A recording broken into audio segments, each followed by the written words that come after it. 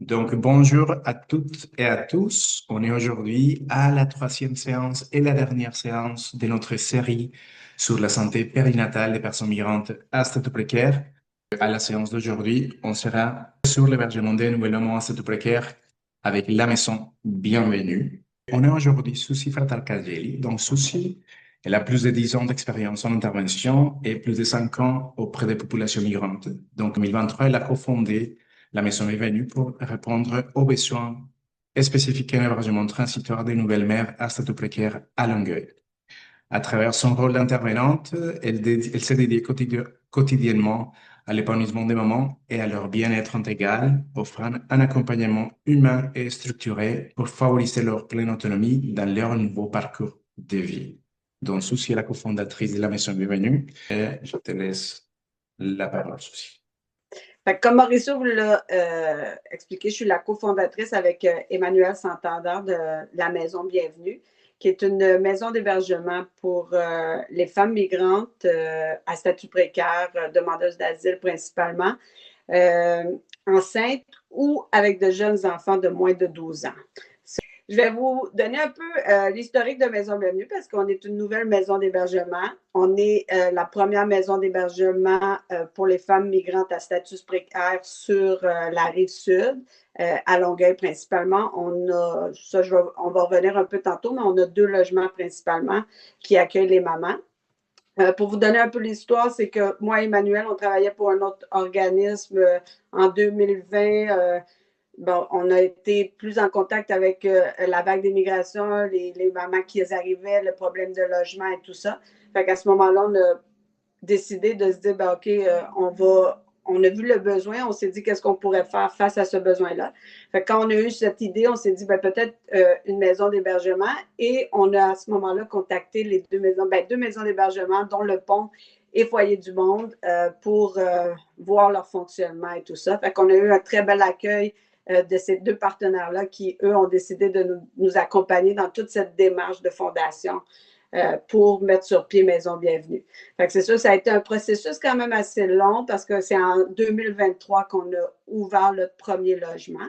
Mais qu'est-ce qu'on voulait vraiment, c'est pouvoir accueillir ces femmes-là, leur donner un milieu sécuritaire, un milieu où elles vont pouvoir, avec leur bébé, avoir une certaine stabilité et tout ça pour poser leurs pieds quand elles arrivent et être capable de faire toutes leurs démarches administratives et tout ça. Fait que ça, c'était un peu l'historique de la Maison Bienvenue pour que vous compreniez d'où on arrive un peu. Mais c'est ça, c'est à partir de cette idée-là qu'on a travaillé avec les autres organismes pour fonder Maison Bienvenue. Notre mission principale, c'est, comme je l'ai dit tantôt, c'est héberger les mamans. Là, on se consacre principalement aux femmes enceintes ou avec de jeunes enfants. Pourquoi on a décidé d'aller vers ce modèle-là? C'est parce que présentement, on a un modèle, on n'a pas de maison en tant que telle, c'est qu'on loue des appartements. Ces appartements-là, on a un appartement qui a 4 chambres et un appartement qui a 2 chambres. Ça veut dire, c'est sûr que loger une famille ou accueillir des mamans avec 3 enfants, ça serait un peu compliqué vu la grandeur des chambres, les espaces qu'on a. Nos logements sont quand même assez spacieux, mais dans chaque chambre, il y a une bassinette, tout ça. Fait que si on avait d'autres enfants, ça deviendrait un peu compliqué. Alors, c'est pour ça qu'on accueille principalement des femmes avec soit enceintes ou avec un bébé de 12 mois et moins pour l'instant. Quand elles arrivent, ben, c'est sûr qu'on les accompagne. C'est pas juste l'hébergement qu'on fait, il y a un accompagnement aussi. Fait qu'on les accompagne dans tout l'ensemble des démarches au début qu'elles ont à faire et tout ça. Et l'organisme, ben, un peu notre mission aussi, c'est bon, favoriser la défense des droits et tout ça, parce que en participant avec les autres partenaires du milieu et tout. Fait que c'est la mission globale de Maison Bienvenue. Ensuite, on peut. Fait qu'est-ce qu'on voulait surtout, c'est ça, c'est des logements sécuritaires pour ces femmes-là, qu'elles puissent, quand elles arrivent, on sait qu'au niveau de l'immigration, souvent quand elles arrivent et qu'elles sont enceintes, même si elles sont accueillies par le PREDA, elles peuvent trouver un logement, mais qu'est-ce qu'on s'est aperçu, c'est que souvent elles restaient, elles pouvaient passer de différents logements. Une maman pouvait avoir fait 3 logements, des fois même avant d'arriver chez nous, parce que la stabilité, tu prends un logement, ensuite, ta couche, ben là, les colocs ne veulent plus le bébé. Fait que tout ça fait en sorte qu'on voulait leur donner une certaine stabilité avec la maison Bienvenue, avec nos appartements. Vu que c'est des appartements, c'est un milieu qui est quand même assez très familial. Sont des petits groupes ensemble. Il y a un logement, ils sont juste deux. Fait que ça crée un espace familial et tout. Et fait que c'est pour ça, c'est l'ensemble. Oui, c'est ça. C'est pour nos services, c'est qu'est-ce qu'on voulait créer aussi. Vous voyez la petite photo, ça, c'est une de nos chambres dans l'appartement à 2 logements. Fait que chaque maman qui arrive a sa table à langer, on fournit le tout pour le départ. Fait que là, je me répète un peu, mais on va regarder. On a fait, quand ils arrivent, souvent, on fait un plan de vie avec les mamans. Ça veut dire qu'on détermine avec elles les objectifs, où elles sont rendues dans leur démarche et les objectifs, dans le fond, qu'elles veulent atteindre là, avant de pouvoir quitter Maison Bienvenue. Au début, quand on a fondé l'organisme, les premières mamans, on voulait les héberger. La mission première était de 6 mois. Mais entre-temps, on est revenu un peu sur notre décision. Quand on a vu que 6 mois, quand on accouche et tout ça, ben ça peut être difficile là, de se retrouver un logement, surtout avec présentement les difficultés à trouver un logement, les prix des logements et tout ça. Fait que maintenant, les mamans peuvent être hébergées avec nous pour une période de 12 mois et ensuite on réévalue selon chaque maman. Là, si les démarches ont été faites et tout ça, on ne trouve pas de logement où on est en attente, puis on cherche et tout ça, ben là, on peut prolonger, mais on évalue à ce moment-là, mois par mois, là, selon chaque maman, le dossier, qu'est-ce qui est rendu, qu'est-ce qui a été fait. Fait qu'on essaie d'être un lien aussi avec les autres organismes du milieu. C'est sûr que nous, on les accompagne, mais on n'est pas spécialisé en, mettons, je ne suis pas doula ou je ne suis pas accompagnatrice à la naissance. Fait qu'on on travaille avec d'autres organismes aussi. Fait qu'on va chercher toutes les ressources, on les accompagne dans les différentes ressources pour qu'elles puissent trouver tout ce dont elles ont besoin, toute l'aide qu'elles ont besoin dans leur nouveau milieu. Et dans la vie quotidienne, ben nous, on est ici avec elles. Fait que de façon quotidienne, on est là. Fait qu'on on les aide dans toutes leurs choses de base avec leur bébé, les questions qu'elles ont et tout ça. Fait qu'on les accompagne aussi. On a fait différents ateliers. On a eu des ateliers de sécurité incendie, tout ça. Fait qu'il y a des pompiers qui sont venus expliquer comment ici ça fonctionne au Québec, comment nos murs sont faits, la rapidité qu'un incendie peut avoir. On a fait des ateliers de cuisine collective. Fait qu'on fait différents ateliers comme ça également là, dans le quotidien. Là, ça peut être une fois par mois, des choses comme ça. Fait que ça, c'est un peu encore, on les accompagne à s'intégrer dans la société québécoise en allant vers d'autres ressources, en connaissant notre système de santé. Des fois, c'est pas évident quand on arrive là, de trouver tout, de se démêler dans tout ce qui se passe là, au niveau de la grossesse, dans le système de santé, tout ça. Fait que nous, on est là, on les accompagne, puis des fois, on facilite toute cette compréhension, même s'ils ont déjà des infirmières et tout ça. Des fois, elles reviennent, puis ils n'ont pas tout compris, mais ils n'ont pas osé demander. Fait qu'à ce moment-là, nous, on revoit avec elles pour vraiment qu'elles puissent comprendre tout le fonctionnement et tout ça.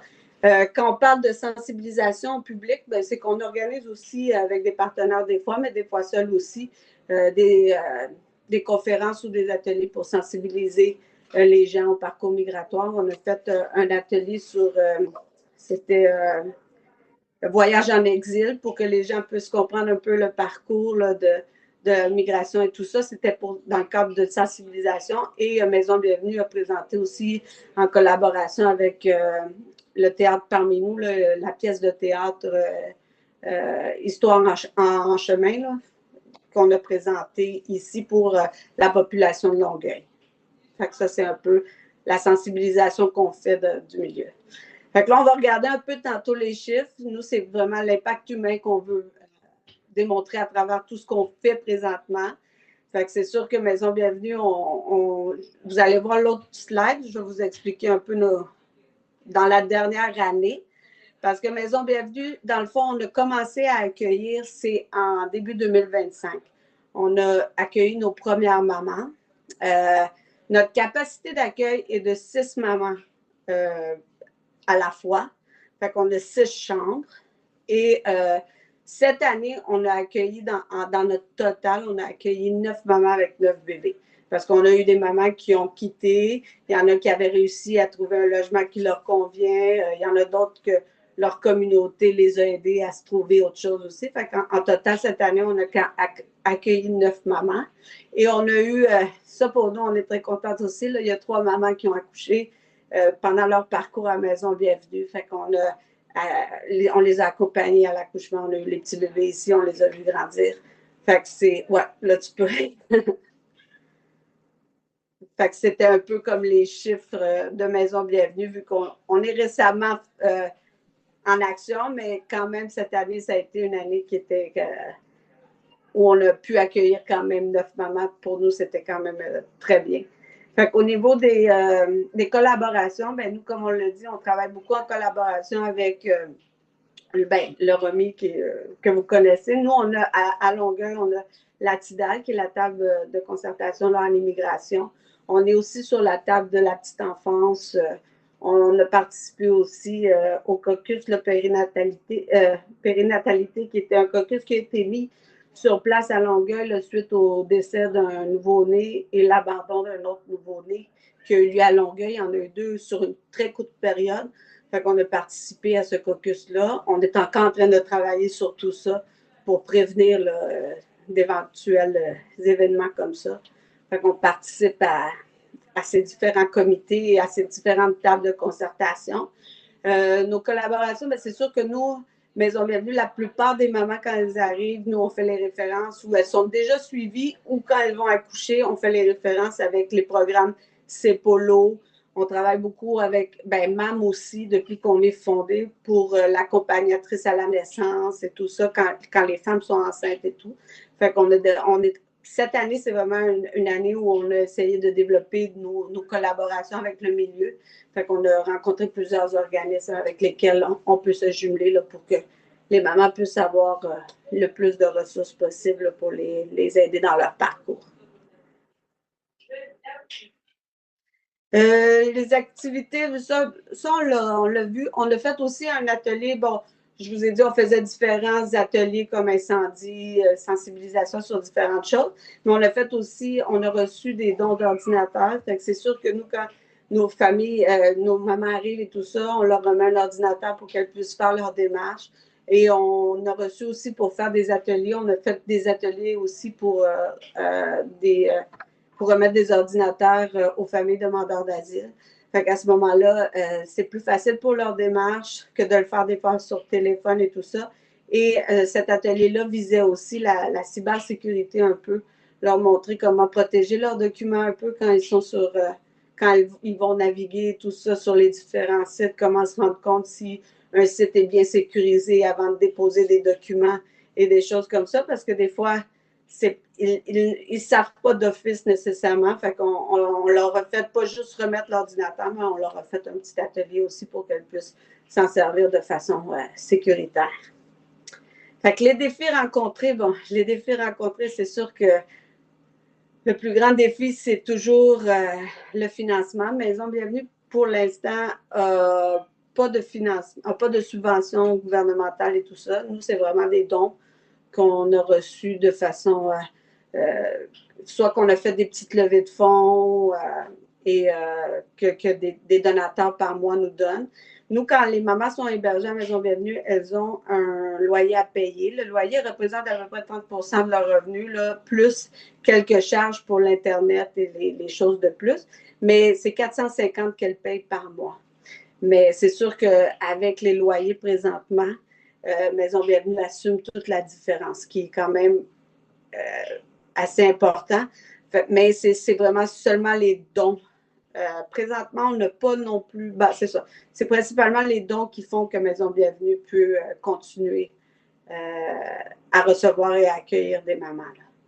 L'autre défi rencontré, c'est là, on est comme dans notre première année aussi, fait qu'on a des mamans qui quittent tranquillement, mais c'est tout ce qui est en lien avec les logements, parce que de plus en plus, les logements sont chers, c'est de plus en plus difficile. Le défi, vraiment, c'est de trouver un logement qui peut les accueillir à la suite de Maison Bienvenue, qui va être adéquat, qui va être... fait que ça, c'est un défi présentement là, qui est quand même assez complexe. Et bon, tous les autres défis que vous vivez, tous les changements avec l'immigration, tout ça, que ça fait que les cas sont toujours un peu plus complexes.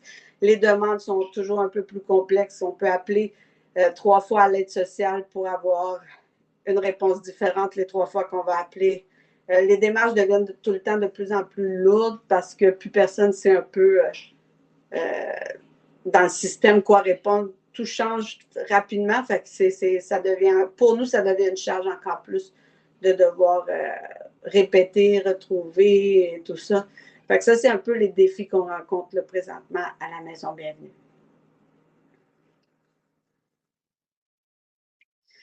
Nos projets pour l'année 2026, on aurait beaucoup de projets, mais on essaie d'y aller de façon réaliste.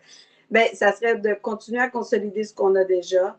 La dernière année, on a travaillé beaucoup sur ça, surtout sur consolider tout notre accueil, la façon de faire les référencements, les contrats internes avec les mamans, parce que quand elles sont hébergées, quand elles arrivent, c'est nous qui sommes locataires du logement et elles ont un contrat de sous-location avec nous pour la partie du logement.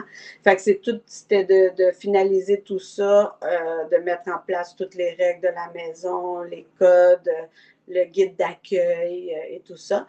Et fait que pour les prochaines années, c'est ça qu'on veut continuer de consolider et le partenariat avec les autres organismes.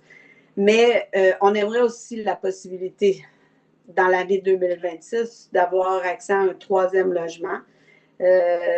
On l'envisage parce qu'il y aurait peut-être une possibilité, là où on a déjà un logement, de pouvoir acquérir un autre logement. Le propriétaire est ouvert possiblement à cette option. Alors, c'est quelque chose que on vise. Je vais juste on peut-tu brancher? Parce que ça fait. OK. Fait que c'est la possibilité d'avoir un 3e logement.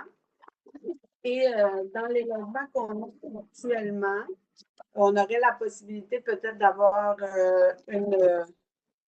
juste un instant, je vais ouvrir. Je vais être sûr qu'il. OK. Je pensais que ça allait tenir, mais ma batterie va peut-être relâcher avant.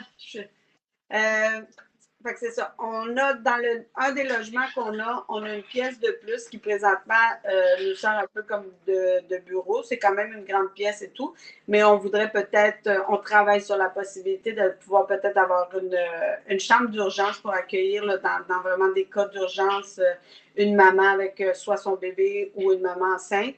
Par contre, c'est sûr que ça demande encore beaucoup de réflexion, de mise en place et tout ça pour voir si on va le faire, mais on espère pouvoir peut-être dans l'année 2026 là, pouvoir offrir un peu ce service là, pour vraiment les urgences.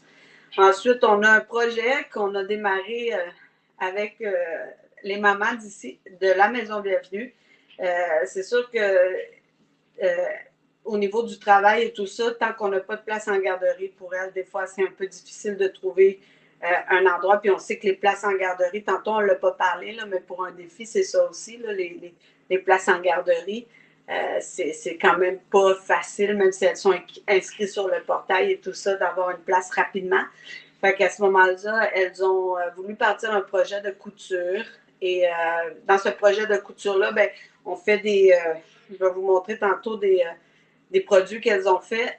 Quand elles sont sur l'aide sociale, elles peuvent travailler un peu jusqu'à 200 $ qu'elles peuvent faire de plus au niveau de l'aide sociale, sans être coupées sur leur aide sociale. Fait qu'à ce moment-là, elles ont parti ce petit projet-là. Elles font un peu de couture et on travaille pour pouvoir vendre un peu les produits qu'elles font. On va rencontrer, vu que nos mamans sont moins de 30 ans, on va rencontrer un conseiller en développement des affaires aussi pour pouvoir les accompagner dans ce projet-là. Fait que ça, c'est un projet qui est né des mamans qui ont décidé de vouloir faire ça. Fait que nous, on les a accompagnés.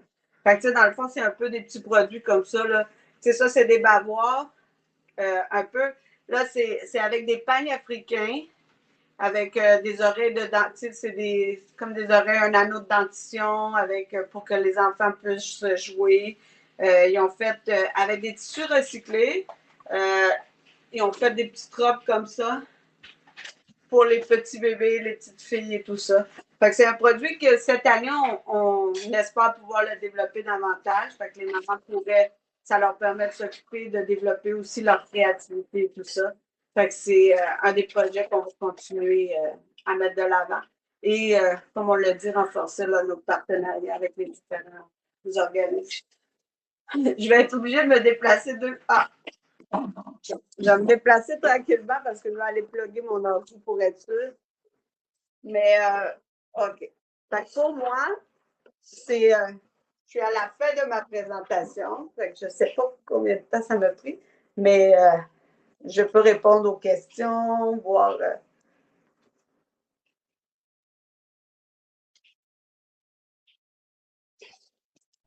Moi, ceci, je voudrais commencer avec une question. Si tu pourrais nous partager un peu plus sur l'expérience avec les propriétaires. Donc, vous sous-louez maintenant, Oui. vous avez des logements, mais c'est avec des propriétaires. Est-ce que tu peux comme développer un peu plus sur ça? Oui. Dans le fond, là, nos deux logements, ça n'a pas été toujours évident de trouver des propriétaires qui sont intéressés à embarquer dans un projet comme ça, parce que c'est sûr que il y a beaucoup de craintes de la part des propriétaires et tout. On a réussi à avoir deux propriétaires présentement qui sont ouverts, qui ont accepté, qui participent bien avec nous, qui avaient cette sensibilité-là aussi de vouloir participer à un programme comme ça. Ça n'a pas toujours été le cas. Cette année, ça a été quand même une année qu'on a eu des défis. On avait un logement qui a eu beaucoup de moisissures. Fait qu'on a dû travailler à trouver un autre logement rapidement parce que même si le logement a de la moisissure, on ne peut pas quitter comme on veut un logement, étant donné qu'il y a des règles à suivre et tout ça. Fait qu'on a dû faire des tests pour démontrer que la qualité de l'air était pas bonne et tout ça avant de pouvoir quitter. Fait qu'on a réussi à quitter. Mais ça, c'est un défi aussi de trouver des logements qui sont en bonne condition. Et il y a toujours des imprévus. Nous, il n'y avait rien qui paraissait. Puis tout d'un coup, la moisissure, la première pluie, les murs étaient remplis. C'est sûr que c'était un moment où on avait des mamans qui venaient d'accoucher, fait qu'on ne voulait pas que les enfants restent dans des logements comme ça. Et ce propriétaire-là n'était pas très collaboratif non plus. Alors, ça a été un défi de trouver justement, il faut trouver des propriétaires qui comprennent qu'est-ce qu'on fait exactement et tout ça. Lui, il semblait avoir compris, mais bon, quand le problème de moisissure est arrivé, ça a changé un peu. Et ça nous a permis aussi à nous, après, pour localiser nos mamans. On a vu le défi qui était aussi pour trouver un logement, là, tout ce que ça peut avoir comme défi pour les femmes aussi qui vont chercher des logements parce que je vous dirais, on a entendu des choses, des commentaires, des situations qu'on se dit, s'ils nous disent ça à nous, on n'imagine même pas qu'est-ce qu'ils peuvent dire aux personnes migrantes qui cherchent des logements, les conditions des logements qu'on a vues des fois que ça n'avait pas de sens non plus.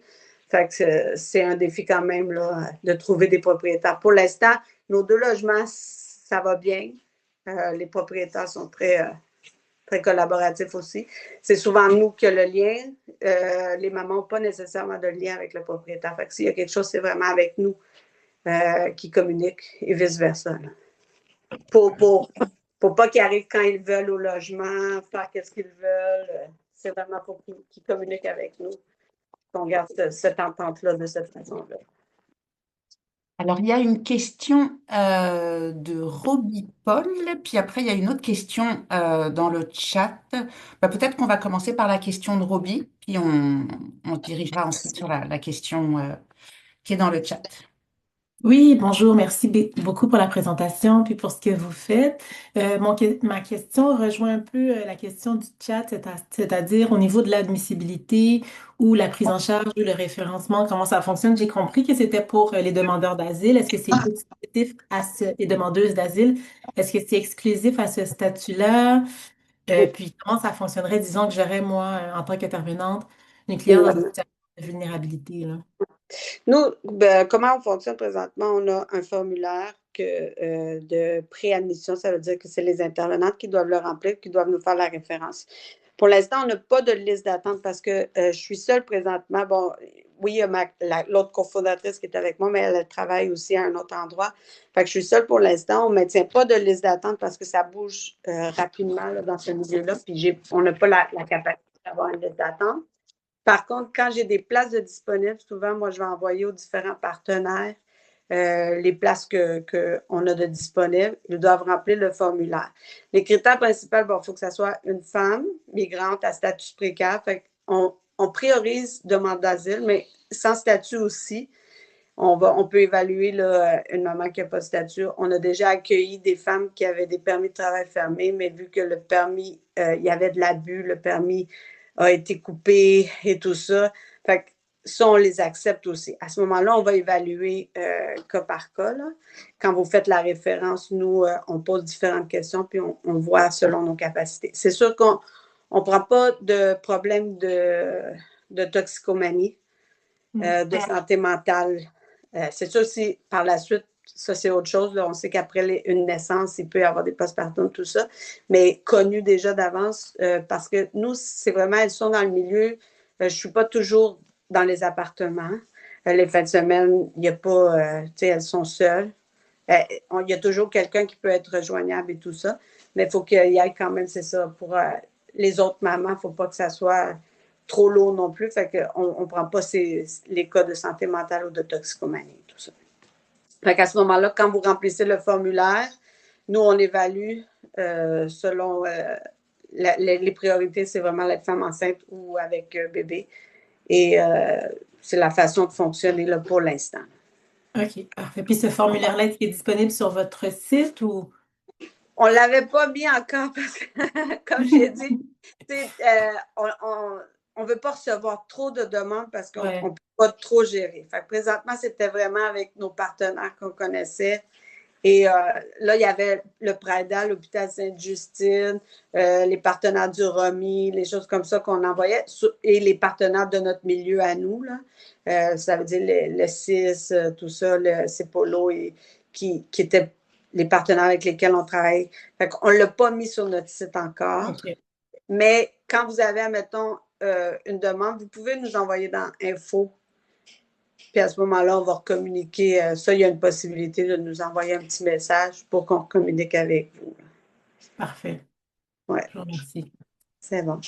Il y a une autre question. Avant l'autre question, je vais faire une petite annonce puisqu'on parle de bébé, parce que je viens d'apprendre que on a comme une personne sur notre CA, Eva, qui fait partie du ROMI, qui était une des fondatrices du ROMI, qui travaillait avant à Foyer du Monde et qui travaille aujourd'hui au Centre des réfugiés, et donc qui vient d'accoucher d'un petit Raoul, voilà, qui est né le 20 avril pendant la nuit. Donc voilà, pour ceux et celles qui la connaissent. Et d'ailleurs, très drôle, c'est son conjoint qui nous écrit en disant, puis après je vais finir avec ça, je lève mon chapeau à toutes les femmes qui vont accoucher. Donc voilà. Sur ce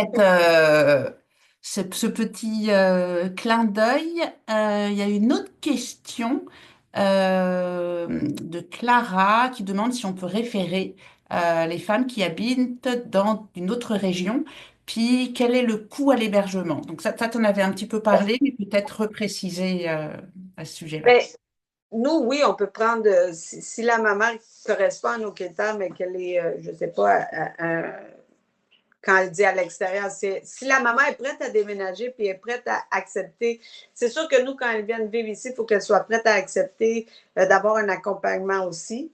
Alors, si pour la maman, elle est prête à déménager dans une autre région, à avoir un accompagnement le temps qu'elle est hébergée à la Maison Bienvenue, ça, elle peut venir de n'importe quelle région. Pour le coût, c'est 450 que les mamans vont payer. C'est à peu près 30% du revenu, plus des charges, on rajoute l'Internet, des petites charges comme ça là, qui nous aident à assumer les coûts de la Maison Bienvenue. Mais c'est 450 le maximum.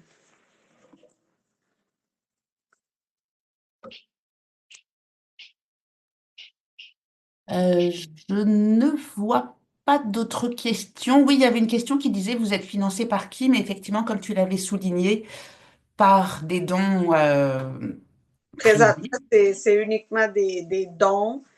des petites levées de fonds on a fait différentes levées de fonds. C'est sûr que les levées de fonds ne nous permettent pas mais pour l'instant, c'est les levées de fonds qui nous ont permis de tenir jusqu'à maintenant et des donateurs qui vont sur notre site qui nous donnent soit mensuellement ou par mois qui nous permet de pouvoir continuer à offrir le service. Mais sinon, pas de subvention gouvernementale, rien. Fondation non plus pour l'instant encore. J'en profite, j'ai mis sur le chat le lien du site web à partir duquel, si vous souhaitez, vous pouvez faire un don. Et il y a une question de Mireille. Oui, salut. Est-ce que vous m'entendez bien? Oui. Ok, super. Ben, bravo pour la présentation d'abord. C'était super d'en apprendre plus. Puis c'était vraiment intéressant puis une belle présentation. Je regardais parce qu'il y avait une diapo sur les activités. Puis c'est vraiment juste par curiosité. Ma question, c'est à savoir si les mamans entre elles se connaissent ou ont des espaces parfois pour se réunir ou est-ce qu'il y a des activités de groupe au-delà des ateliers, par exemple, de sécurité incendie ou autres. Ben, oui, ils ont des pièces, ils ont le salon qui est en commun, tout ça. Mhm. On fait des activités dans ce salon-là. Ils peuvent. Oui, c'est ça. Il y a différents les ateliers. On avait fait une avec une de mes stagiaires que j'avais sur de discussion entre elles et tout ça. Oui, il y a des possibilités. C'est sûr que là, moi, je suis seule, fait que je suis limitée dans les ateliers.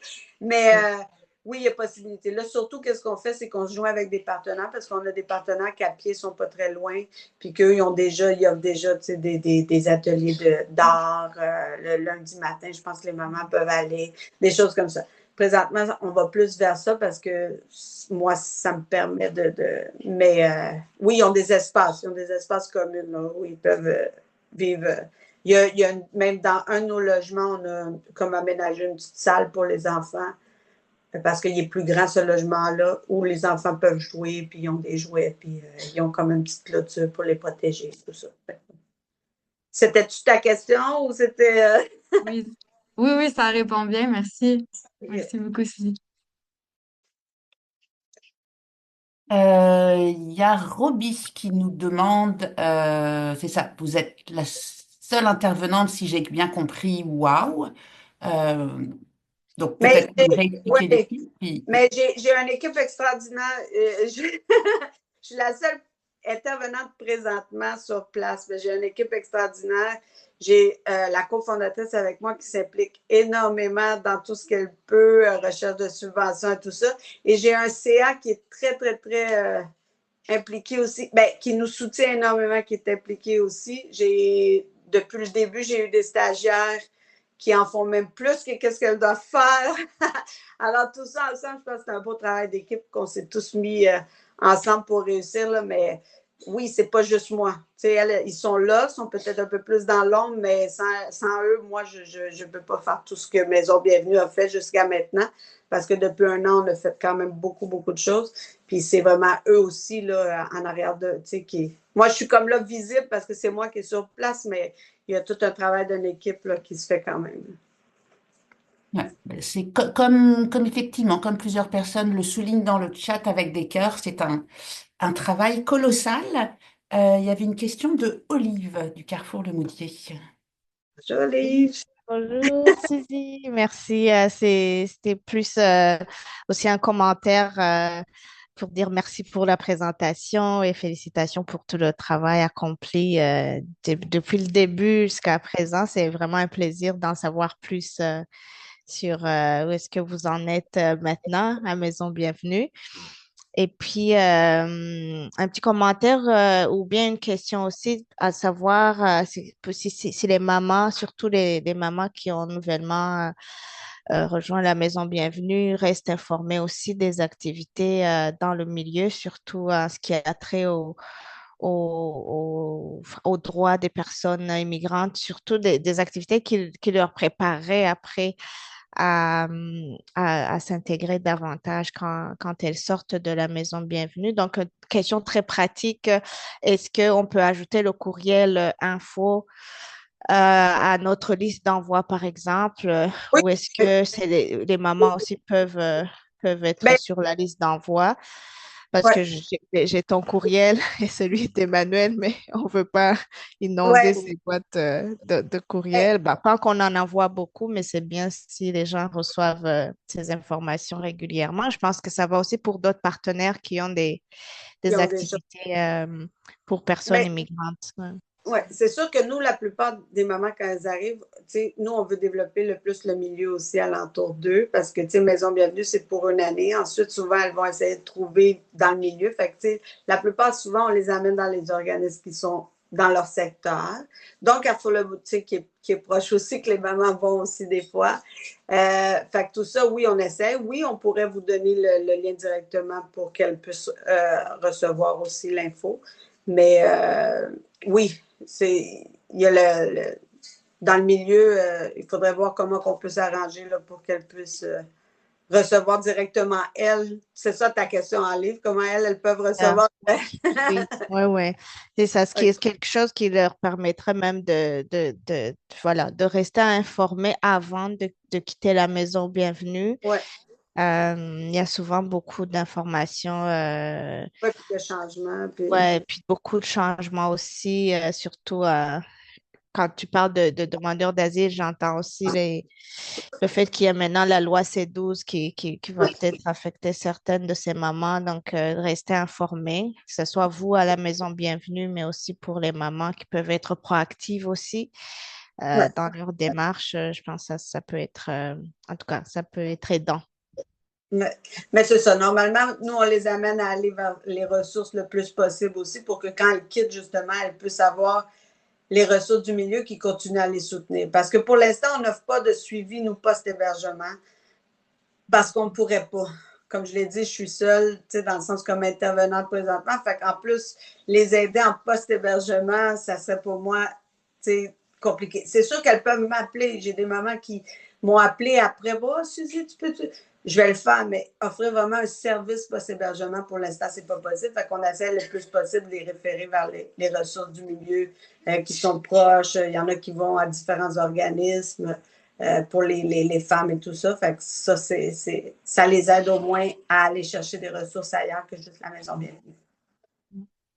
Merci beaucoup. Il y a une question dans le chat qui est liée en fait aux frais pour les suivis de grossesse et l'accouchement, en disant c'est très cher, surtout sans RAMQ. Comment arrivez-vous à aider cette catégorie sans RAMQ? Moi, en fait, peut-être je rajouterais une autre sous-question parce que dans les mamans demandeuses d'asile, il y en a qui ont le PFSI. Donc, est-ce que toi, tu vois à la fois des enjeux pour des personnes avec le PFSI? Est-ce que l'accès est quand même plus compliqué? Puis donc, l'autre question, ce serait pour celles qui n'ont aucune couverture, ni RAMQ, ni PFSI, comment vous faites, comment vous naviguez là-dedans? Ben, c'est pour pour le PFSI, pour les mamans qui ont le PFSI, ça a quand même bien été au niveau, tu sais, ils ont tous eu le suivi médical et tout ça qu'ils ont eu besoin. C'est plus au niveau de la compréhension, des fois, se démêler dans le système. Le fait qu'on soit là, ça les aide beaucoup parce que des fois, c'est comprendre comment nous, on fonctionne au Québec, tout ça, c'est pas évident. Fait que c'est sûr que quand ils sont accompagnés de nous, c'est plus facile. Mais au niveau des charges, ça a bien été. Là. Il y a pas, on a eu, nous, une seule maman qui a accouché sans avoir le PFSI. Euh, c'est sûr que, bon, pour elle, il y a eu les frais. C'est sûr que, tu sais, elle a une facture maintenant. Ça, on ne peut pas s'en sauver de cette façon-là parce que c'est des fois, on allait regarder pour avoir des accouchements comment on appelle ça, pro bonne, ben, tu sais, comme avec Médecins du Monde ou qui le donnent, mais c'est pas évident de trouver, tu sais, ils ont quand même un nombre restreint. Fait que oui, elle a dû débourser ben, débourser. Il y a une facture qui est là, qui va être à payer éventuellement, mais c'est ça. Ça, mais c'est arrivé dans un seul cas. Ouais. Les autres, elles sont couvertes par le PFSI. Il y a une autre question par rapport au coût qui est, il arrive quoi quand les mamans ne peuvent pas payer la chambre? Est-ce que vous pouvez préciser s'il s'agit, vous parlez de la chambre de l'hôpital, est-ce que c'est en lien avec la question précédente? C'est notre chambre, probablement. Ah, ou la chambre chez... OK. Non, en hébergement, oui, à Maison Bienvenue. Ouais. C'est sûr que nous, il faut qu'elle soit capable d'assumer la chambre. C'est un critère aussi parce que, comme on l'a dit, on n'a pas de subvention, on n'a rien. C'est déjà arrivé que, vu un changement de statut temporaire, il y a une maman qui n'a pas eu pendant quelques mois la capacité de payer. On a prolongé, tu sais, on l'a aidé pareil, on a fait, mais c'est sûr qu'à la base, pour nous, un des critères, il faut qu'il soit capable de payer le 450 parce on fonctionne juste avec des dons, fait que c'est très compliqué, c'est d'accepter s'il n'y a pas cette capacité-là. Mais quand ça arrive en cours de chemin parce que le statut change, puis que là, ils tombent comme dans un moment où ils n'ont plus rien, ben là, tu sais, on va vivre avec, là. Mais c'est vraiment un critère qu'il faut être capable de payer. Oui, donc, juste pour... bon, tout d'abord, merci Souci pour la présentation, merci pour le partage, pour le travail que vous faites, c'est incroyable, donc félicitations. Parfait. Donc, avec ces mots-là, on vous dit merci et bonne journée. Merci beaucoup. Merci tout le monde. Merci.